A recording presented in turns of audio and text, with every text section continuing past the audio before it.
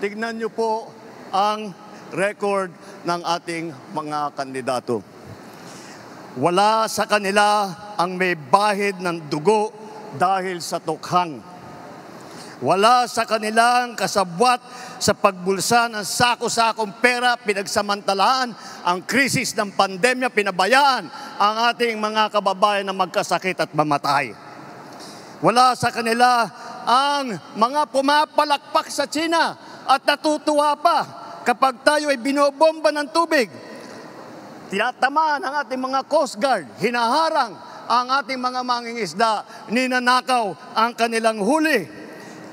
At bukod pa ron ay inaagaw pa ang mga isla natin para maging bahagi ng kanilang bansa.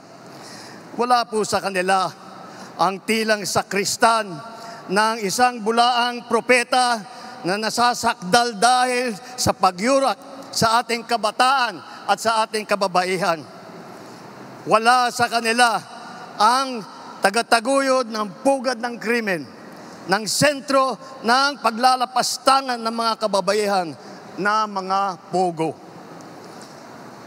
Tayo ngayon ay nasa sangandaan ng ating paglalakbay bilang isang malayang bansa.